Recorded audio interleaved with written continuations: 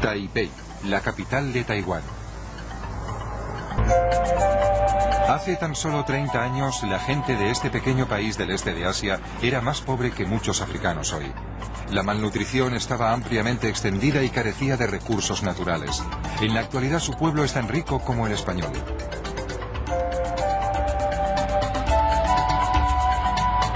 Las pruebas de la riqueza de Taiwán están por todas partes y cada vez son más. A los 10 años de iniciar la modernización, los índices de pobreza de Taiwán se habían reducido en más de la mitad. En la actualidad, la pobreza absoluta es prácticamente inexistente aquí y los salarios reales son 10 veces más altos que hace 40 años. Pero antes de que un país pueda hacerlo, debe practicar el capitalismo en casa, y el primer paso para ello es la reforma agraria. Yo he visto, si uno mirara como la onda larga de 40, 50 años y comparásemos el sudeste asiático hace 40 años, 50 años con nuestra Latinoamérica, encontraríamos que eran mucho más pobres, muchísimo más pobres. China, Corea, Taiwán, etc. Y mire lo que pasa hoy, si hacemos de nuevo la comparación, se fueron. Digamos, se industrializaron, construyeron sociedades del conocimiento, compiten hoy tú a tú con los Estados Unidos y Europa. ¿Qué pasó allí? ¿Por qué América Latina no y por qué el sudeste asiático sí?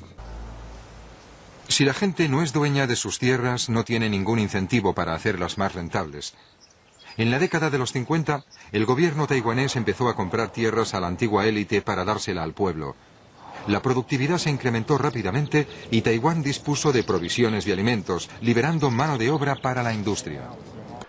Restituirle a esas personas su propiedad, su tenencia, es el primer escalón de la paz. En esos 50 años de comparación, digamos, hay reforma agraria en el sudeste asiático, en América Latina, digamos, con algunas excepciones, no. Y hay sociedad del conocimiento en el sudeste asiático y en América Latina, no. Yo creo que ahí está la explicación. Implica una reforma profunda de la tenencia y del uso de la tierra.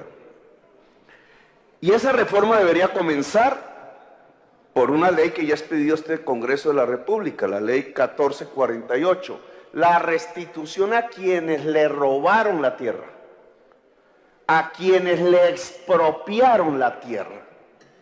6 millones de hectáreas, presidente. Es decir, a 430.000 poseedores de tierra. El movimiento de mayor expropiadores de América Latina no fueron los bolcheviques, fueron los grandes terratenientes de Colombia y sus partidos políticos en el Estado. El señor Wang es un claro ejemplo de cómo Taiwán se benefició de la reforma agraria. Sus padres eran granjeros pobres hasta que en 1968 el gobierno les dio las tierras. Una vez fueron suyas, el padre del señor Wang consideró que valía la pena construir una pequeña fábrica. En la actualidad el señor Wang es millonario. Convirtió la pequeña fábrica de su padre en una gran fábrica, en la que fabricaba esos juguetes baratos por los que Taiwán fue conocido en los 60. Su viaje desde sus orígenes rurales hasta el bienestar industrial refleja cómo se ha desarrollado Taiwán. Colombia no se ha construido como nación. ¿Por qué? Porque no ha incluido a su sociedad en el gran contrato social. Y eso durante muchas décadas significó la exclusión permanente del campesinado de sus derechos, de la tierra, del agua, de la necesidad de que es el factor fundamental en la construcción de una soberanía alimentaria y en la base productiva de la industrialización de cualquier país. Si el campesinado no tiene tierra y no puede producir, no hay capitalismo. En esos tiempos, el entonces vicepresidente animaba a la gente a dedicarse a la industria manufacturera diciéndonos: tu casa es una fábrica y tu salón es una fábrica. Originariamente, cultivábamos la tierra. El campo que trabajábamos se lo había dado el gobierno a mi padre. Pero el gobierno se estaba reformando en esa época. Quería alentar a la pequeña y mediana empresa. El gobierno decidió a qué tierra se daría un uso industrial, lo que significaba que allí se podía construir una fábrica. A mi padre le dieron una oportunidad, y como es lógico, aprovechamos la tierra. Y ahora, nuestros hijos, que ya son mayores, y hacen lo mismo.